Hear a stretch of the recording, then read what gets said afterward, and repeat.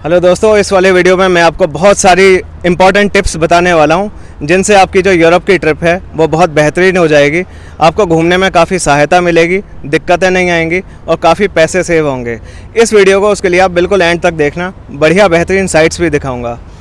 अगर आपको मुझसे शेंगेन वीज़ा की डॉक्यूमेंटेशन करवानी हो करवा सकते हैं, या फिर यूरोप की अपनी ट्रिप के लिए प्लानिंग करवानी हो, बुकिंग्स के लिए कंसल्टेशन चाहिए, या साइटसीइंग कैसे करनी है अलग अलग यूरोप के सिटीज़ में ये समझना हो, इस सब के लिए आप मुझे कॉल कर सकते हैं। मेरा फ़ोन नंबर मैं इस वीडियो के डिस्क्रिप्शन और पिन की गई सबसे पहली कमेंट में दे के रखूँगा। Let's begin. यूरोप घूमने की अगली जो एक बहुत ही इंपॉर्टेंट टिप है वो ये कि आप टूर पैकेज लेना हाईली अवॉइड करें। देखिए, मेरा पर्सनल ओपिनियन है, जिसका मन कर रहा है वो खरीदे, लेकिन टूर पैकेजेस में मुझे क्या दिक्कत लगती है ये ज़रूर बताता हूँ। एक तो जितना एक्चुअल कॉस्ट आता है ट्रिप का उसका लगभग डबल बना देते हैं, इतना ज़्यादा उनको वो अपना प्रॉफिट बना रहे होते हैं उसमें। मुझे ये चीज़ सही नहीं लगती। यूरोप घूमना तो वैसे ही बड़ा महंगा है और टूर पैकेज लेकर वो और डबल हो जाता है, मतलब कई लाख रुपये एक्स्ट्रा। चलो इतना भी चल जाए, लेकिन इसके बाद जो इनकी आइटनरी होती है वो इतनी बेकार लगती है मुझे 90% से ज़्यादा टूर पैकेजेस की, कि क्या बताऊँ। सिर्फ नाम हो रहा होता है। जैसे कि मैं भी देखो, ये जो ब्यूटीफुल जगह आपको मेरे पीछे दिख रही है इसका नाम है कोलमार। ये जगह तो मुझे दिखती ही नहीं है उनकी आइटनरीज़ में, बस वही कॉमन जगह जिसके नाम हर किसी ने पहले से सुन रखे हैं, कोई ऑफ बीट डेस्टिनेशन नहीं। और जिन सिटीज़ में ले जाते हैं उनमें भी बस जो मेन साइट्स हैं वो दिखाना और बहुत ज़्यादा स्पीड से दौड़ाना, बस नाम करने वाली बात है। अब देखो, जैसे मैं यहाँ आने से पहले पेरिस होके आया हूँ, तो टूर पैकेज में बस ये होगा कि आगरे ट्रायम्फ ले जाएंगे, एफिल टावर ले जाएंगे, सेन रिवर पे क्रूज़ और एक आध कोई और जैसे सैक्रेकर या एक आध कोई और साइट मान लो। जबकि मैंने मारे डिस्ट्रिक्ट में बहुत अच्छा वॉकिंग टूर लिया, माउंट मार्ट्रे एरिया में बहुत अच्छा वॉकिंग टूर लिया, राइट बैंक पे बहुत अच्छा वॉकिंग टूर रूट फॉलो किया, लेफ़्ट बैंक पे फॉलो किया, और ना जाने कितनी अच्छी अच्छी जगह। और ये ऐसी जो कमाल की ऑफ बीट डेस्टिनेशंस हैं इनका तो मैं आनंद उठा ही रहा हूँ, जो कि टूर पैकेजेस वालों को नहीं मिलता। एक जगह एक स्क्वायर पे आपको ले जाएंगे और कहेंगे कि अब हम यहाँ आधे घंटे बाद मिलेंगे, जितना मन की आग बुझानी है बुझा लो। भाई क्या आग बुझेगी मन की, आधे घंटे में बस 4 फोटो लो और अगली जगह चलो। बेसिकली जो मेरी समझ में आया है टूर पैकेजेस का फुल एम ये है कि हम आपको हर जगह नाम कराने के लिए ले जाएंगे, हर जगह आपको 2-2 फोटो 4-4 फोटो खिंचाने का मौका दे देंगे। आप सोशल मीडिया पे उस जगह के नाम के साथ डालोगे उन फ़ोटोज़ को, सारे रिश्तेदार दोस्त सभी सोचेंगे कि भाई वाह क्या बढ़िया घूम के आए हैं। लेकिन सच तो आपको पता है ना अंदर ही अंदर कि आप घूम के कुछ नहीं आए, एक्सपीरियंस कुछ नहीं लेके आए, आपने सिर्फ नाम किया। तो आप टूर पैकेजेस जब भी लेते हैं तो आप बहुत महंगे खरीद रहे होते हैं उनको, सिर्फ फॉर्मेलिटी हो रही होती है और बस नाम हो रहा होता है। तो आप तसल्ली से घूमें, जिस जगह जितने दिन मन करे उतने दिन दें, अपने हिसाब से घूमें, खुद अपनी ट्रिप को डिज़ाइन करें। चाहें तो उसके लिए आप मेरी मदद ले सकते हैं अगर आपको खुद घूमने में दिक्कत है। मैं यूरोप पे दिन रात रिसर्च कर रहा हूँ, कई सालों से लोगों को टूर गाइड करता हूँ, उनकी वीज़ा की भी डॉक्यूमेंटेशन करता हूँ। उसके लिए कॉन्टैक्ट कर लेना मुझे।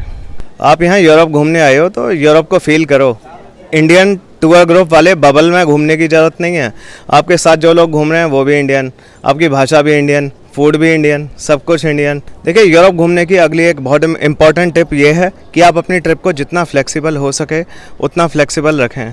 इससे मतलब क्या है कि प्लान कुछ ऐसा बना के रखें कि किसी भी स्टेज पे अगर आपको अपनी ट्रिप कट शॉर्ट करनी पड़े या डेट चेंज करनी पड़े या डेस्टिनेशन बदलनी पड़े तो आपका पैसे का नुकसान कम से कम हो, फ्लेक्सिबिलिटी बनी रहे। ऐसा किस लिए? देखो, पिछले साल में 48 डेज़ की यूरोप की ट्रिप पे आया था। मेरे तबीयत ख़राब हो गई बिल्कुल शुरुआत में ही, और करीब 16-17 दिन बाद मेरी तबीयत इतनी ख़राब हो गई, इतना बुखार मुझे रहने लगा कि मुझे ट्रिप छोड़ के जाना पड़ा। घर जाके इंडिया वापस मैंने टेस्ट कराया तो टाइफाइड निकला। तो जो आगे की बहुत सारी बुकिंग्स थी उनमें कुछ नॉन रिफंडेबल थी, कुछ ऐसी थी जिनमें 50% कट जाता। फिर जो फ़्लाइट थी उसका भी बहुत सारा गया। बहुत सारी मैंने फ़्लाइट इंटरनल ट्रांसफ़र की करा रखी थी, वो बहुत सारा गया। तो इस तरह ना जाने कितना मेरा पैसा, करीब 2.5 लाख रुपए मेरा वेस्ट हो गया। तो इस बार जो मैं आया हूँ यूरोप घूमने, मैं इस साल भी 48 डेज़ के लिए आया हूँ। बहुत पसंद करता हूँ मैं यूरोप को। तो इस बार मैं पूरी कमर कस के आया हूँ कि किसी भी वजह से अगर मेरा प्लान चेंज होता है तो मेरा लॉस कम से कम हो। तो वो कैसे किया जाए? देखो, आपकी जाने और आने की फ़्लाइट है, ये मत देखो कि सस्ती से सस्ती कौन सी है, ये देखो कि लोएस्ट कैंसिलेशन फ़ी किसकी है, पार्शली रिफंडेबल होनी चाहिए। होटल या एयरबीएनबी अपार्टमेंट ऐसे कराओ जिन्हें आप चेक इन से अगर 1 या 2 दिन पहले भी कैंसिल कराते हो तो पैसे का नुकसान कम से कम हो, फ्री कैंसिलेशन हो, भले ही वो 2-4 हज़ार रुपये महंगा आ जाए, लेकिन इससे आपको इतनी ही मेंटल पीस मिलेगी थ्रू आउट दी ट्रिप कि अगर मैं बोर हो जाता हूँ, वापस जाना पड़े या घर पे कोई काम आ जाए वापस जाना पड़े या मैं डेट चेंज कर देता हूँ तो भी आपको बहुत फ़ायदा होगा, बहुत फ्लेक्सिबिलिटी रहेगी।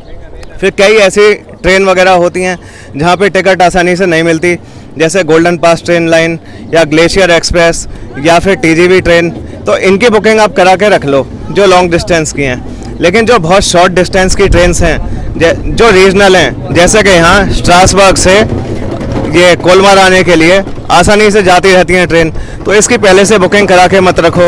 और भी बहुत सारी चीज़ें हैं, बहुत सारे ऐसे म्यूज़ियम हैं जिनका आप या पासेस हैं जिनका आप सोचोगे कि पहले से ख़रीद के रख लें, उनको मत कराओ ना। जो ऐसा है कि पता नहीं बाद में मिले ना मिले, उन चीज़ों की बुकिंग्स आप करा के रख लो। और जो ऐसा है जो वैसे भी अबंडेंस में है अवेलेबिलिटी जिनकी, उनकी पहले से करा के रखने की ज़रूरत नहीं है। और फ्लाइट होटल तो खासकर फ्री कैंसिलेशन वाले या बहुत ही कम कैंसिलेशन फ़ी वाले आपके होने चाहिए। एक बहुत इंपॉर्टेंट टिप ये है कि जो आप अगर हॉस्टल बुक कर रहे हैं तो उसमें ब्रेकफास्ट इंक्लूडेड हो, इस बात का ध्यान रखें। आपकी ये सरदर्दी बच जाएगी सुबह ही सुबह कुछ खाने की। और अगर आप अपार्टमेंट ले रहे हैं तो उसमें किचन भी हो ताकि आप बना सकें खाना, और वॉशिंग मशीन भी हो ताकि जो कई दिनों के कपड़े इकट्ठे हो गए आप उन्हें धो सकें। तो इस बात का ध्यान रखें। और लोकेशन से तो कभी भी कॉम्प्रोमाइज़ ना करें। लोग ज़रा से पैसे बचाने के लिए बहुत ख़राब लोकेशंस पर अपने होटल या अपार्टमेंट बुक कर लेते हैं। आप बिल्कुल भी ऐसा ना करें। लोकेशन तो प्राइम होनी ही चाहिए, कुछ ऐसी कि सबसे खूबसूरत एरियाज़ वॉकिंग डिस्टेंस पर हों और वो पब्लिक ट्रांसपोर्टेशन से अच्छी कनेक्टेड हो जगह। मेरा अगला एडवाइस है ट्रैवल लाइट। जितना हल्का आप यहाँ पे, जितना कम वजन लेके आप यहाँ घूमोगे उतना आपके हित में है, वरना बार बार बड़े बड़े भारी लगेज उठाना बड़ी दिक्कत करता है। आप बहुत ही हल्का ट्रैवल करें, मज़ा आएगा फिर। और वैसे भी यहाँ चाहे आपको बस लेनी हो या फ़्लाइट लेनी हो, हर जगह एक वेट की लिमिट निर्धारित होती है कि 20 किलो से ज़्यादा नहीं ले जा सकते, 23 से ज़्यादा नहीं ले जा सकते। और आप थोड़ा और ये भी रख लूँ वो भी रख लूँ, इस चक्कर में आपने बना लिया है पूरी अटैची का वज़न 30 किलो। तो हर एक्स्ट्रा केजी के लिए आप बहुत पैसे हर जगह एक्स्ट्रा भरते रहोगे और उसे ढोना एक और अलग नाइटमेयर है। तो बहुत ही हल्का ट्रैवल करें। सही बता रहा हूँ, सारी चीज़ें मिल जाती हैं, बस जो एसेंशियल्स हैं उन्हें आप अपने साथ लेके आएँ। सब कुछ लाने के लालच में ना रहें। यहाँ आकर आपको रियलाइज़ होगा कि ये इतनी सारी चीज़ें तो हमने यूज़ में ही नहीं ली, हम इन्हें बिल्कुल बेकार में लेके आ गए। अब मैं आपको बता रहा हूँ कि वो कौन सी चीज़ें हैं जो आपको अपने साथ ज़रूर लानी चाहिए यूरोप की ट्रिप पे। एक तो आपको पासपोर्ट ऑब्वियसली ज़रूर लाना है, भूल मत जाना। इसके अलावा फ़्लाइट और होटल की जो बुकिंग्स हैं उनके प्रिंट आउट भी निकाल लेना। कई बार फ़ोन डिस्चार्ज हो जाता है तो सही रहेगा कि आपके पास पेपर फॉर्म में भी वो सारी जानकारी है। इसके अलावा आप अपनी ये करेंसी लेकर आना, फिर आपको अपना फॉरेक्स कार्ड लेके आना है, सही रहेगा। बहुत सारी कंपनी है, किसी का ना मैं बढ़ाई कर रहा ना बुराई कर रहा, खुद ही अपनी मेहनत करके आप पता लगाएं कि कौन सी ऐसी कंपनी है जो अच्छे रेट पे आपको करेंसी दे रही है। फिर जैकेट ज़रूर लेके आएँ। यूरोप आप किसी भी मौसम में आ रहे हों आपको ठंड मिलेगी, तो जैकेट लानी ज़रूरी है। फिर जो आप मेडिसिन आप रेगुलर लेते हैं वो ज़रूर लेकर आएँ। जैकेट लाना अच्छा है, मेडिसिन लाना अच्छा है क्योंकि वो यहाँ आपको मिलेगी नहीं।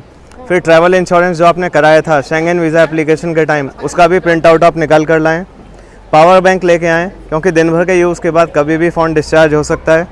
यूनिवर्सल ट्रैवल अडाप्टर ज़रूर लाएँ क्योंकि आपका जो मोबाइल फ़ोन है वो यहाँ पे उसका जो प्लग होता है वो यहाँ पे काम नहीं करेगा, तो ट्रैवल अडाप्टर लाना बहुत ज़रूरी है। मोबाइल फ़ोन ऑब्वियसली लाना है। फिर अपनी रिसर्च अच्छे से करके आएँ। और जिनको मैं टूर गाइड करता हूँ उनको मैं मैप्स ज़रूर प्रोवाइड करता हूँ, वॉकिंग टूर्स के, सिटी के, बहुत यूज़फुल होते हैं, आप उनको ज़रूर लाएँ।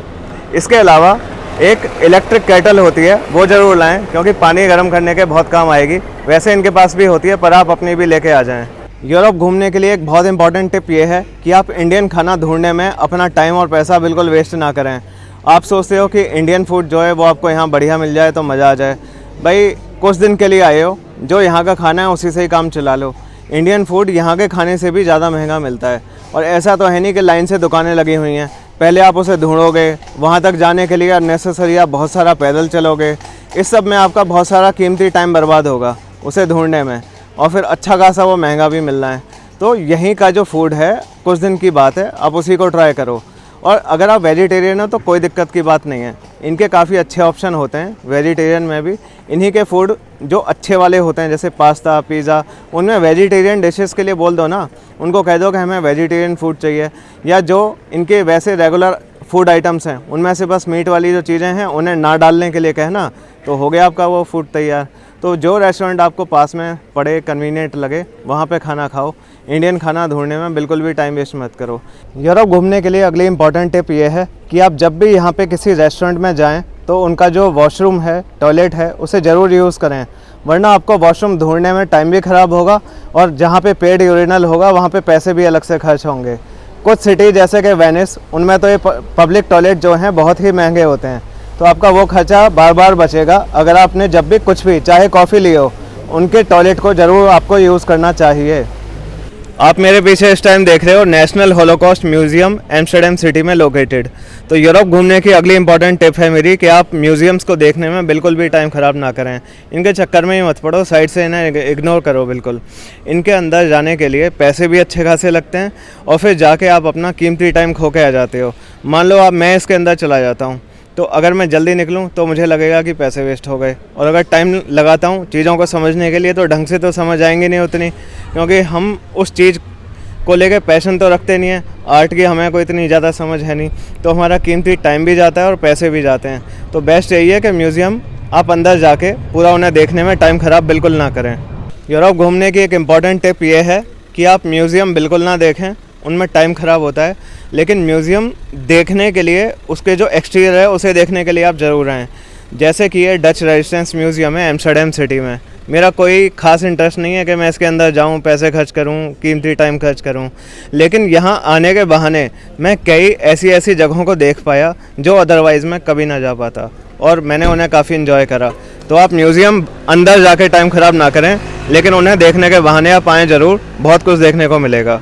यूरोप घूमने के लिए अगली एक इम्पॉर्टेंट टिप है कि आप ऑफबीट डेस्टिनेशंस पर जाएं, और अगर आप मेन सिटीज़ में भी जा रहे हैं तो हर मेन सिटी में कई ऐसे अनएक्सप्लोर्ड एरिया होते हैं बहुत ब्यूटीफुल, जहां टूरिस्ट कम होते हैं, लोकल आबादी ज़्यादा होती है, उनको एक्सप्लोर करें। हर सिटी को सफिशेंट टाइम देना, ऐसा ना हो कि पेरिस आए, 2 दिन रुके, एक दिन में बस नाम कर दिया और फिर अगले दिन भाग गए, फिर आपको लगेगा कि पेरिस बेकार है। अरे पेरिस के बेस्ट एरियाज़ में आप आए कहाँ हो, सफिशेंट टाइम दो।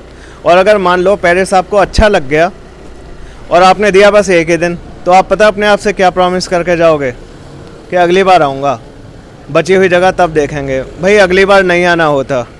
मैं 2019 में गया था एम्स्टर्डम, बड़ी मुश्किल से 5 साल बाद इस बार जाने को मिला मेरे को, और ये तो मैं चला गया। ना जाने कितनी ही ऐसी जगह हैं जो मेरे को बहुत अच्छी लगी हैं और दोबारा जाना नहीं होता। इतनी बड़ी दुनिया है, एक जगह को एक बार देख लो, यही बहुत बड़ी बात है। दोबारा तिबारा कौन जा रहा है। तो एक बार घर से निकल गए हो तो आप सफिशेंट टाइम दो, ऑफबीट डेस्टिनेशंस भी जाओ, और जो मेन सिटीज़ हैं उनमें जो ऑफबीट एरियाज़ हैं, अनक्राउडेड, जहाँ लोग चिल कर रहे होते हैं, जो ब्यूटीफुल हैं, उनको एक्सप्लोर करो। यूरोप घूमने की अगली इंपॉर्टेंट टिप ये है कि जब भी आप कोई सीनिक रूट वाली जर्नी लें, जैसे कि मैं इस टाइम इंटरलाकन से मॉन्टेक्स जाने के लिए गोल्डन पास ट्रेन की जर्नी ले रहा हूँ, तो आप पहले ये ज़रूर चेक कर लें इंटरनेट से या मुझसे पूछ के या किसी और एक्सपर्ट से कि ज़्यादा अच्छे व्यूज़ किस साइड हैं, राइट साइड पर हैं कि लेफ़्ट साइड पर हैं। उससे क्या है, आपको बहुत हेल्प मिलेगी, वरना पता चला कि आप जिस साइड बैठे हो उस साइड व्यूज़ हैं ही नहीं और सारे व्यूज़ दूसरी साइड हैं, और फिर आपको झांकना पड़ रहा है। यूरोप घूमने की अगली इंपॉर्टेंट टिप ये है कि अगर आप हॉस्टल ऑप्ट कर रहे हैं तो हॉस्टल में आप नीचे वाले बेड को लें। जो उनकी ऐप होती है उस पर रिक्वेस्ट भेज दें, या फिर जब आप चेक इन कर रहे हो उस टाइम उनके रिसेप्शन पे कह दें कि मुझे नीचे वाला बंक बेड देना। नीचे वाले बंक बेड के बहुत फ़ायदे हैं। सारा सामान आपके क्योंकि साइड में होगा तो बार बार चढ़ने उतरने की ज़रूरत नहीं। अपनी सीट पर, अपने बेड पर बैठे बैठे आप सारे सामान को निकाल सकते हैं, रख सकते हैं। बहुत ही कन्वीनियंट होता है। जब आप लोअर बंक बेड यूज़ करोगे तो आपको ये बात समझ आएगी, ऊपर वाले में बड़ी दिक्कत होती है। यूरोप घूमने की अगली बहुत इंपॉर्टेंट टिप ये है कि आप अपनी एनर्जी, ताकत ज़्यादा से ज़्यादा बचा कर रखें। इंडिया घूमने का हिसाब तो है अलग, वहाँ आपके होटल के गेट पे आ जाता है कैब ड्राइवर और वो आपको पॉइंट टू पॉइंट छोड़ता रहता है, आप बिल्कुल भी नहीं थकते। लेकिन यहाँ पे जितनी भी देखने लायक खूबसूरत जगहें, अधिकतर बिल्कुल पेडेस्ट्रियन फ्रेंडली एरिया में हैं, वहाँ पे मोटराइज्ड व्हीकल अलाउ ही नहीं होते। तो यहाँ साइट सीइंग के लिए सबसे अच्छा और एकमात्र तरीका है पैदल चलना। तो आपको यहाँ पैदल चलने, साइट्स देखने में ही इतना ज़्यादा, वॉकिंग टूर करने में ही इतनी ज़्यादा थकान हो जाएगी कि जहाँ जहाँ एनर्जी बच सकती है वहाँ वहाँ बचाएं। सिटी में जो पब्लिक का ट्रांसपोर्टेशन है, चाहे वो मेट्रो का हो, बस का या ट्रेन का, उसे ज़्यादा से ज़्यादा लें। और जो टावर्स होते हैं जिनमें एलिवेटर नहीं है व्यूज़ देखने के लिए, उनमें चढ़ना आप अवॉइड करें।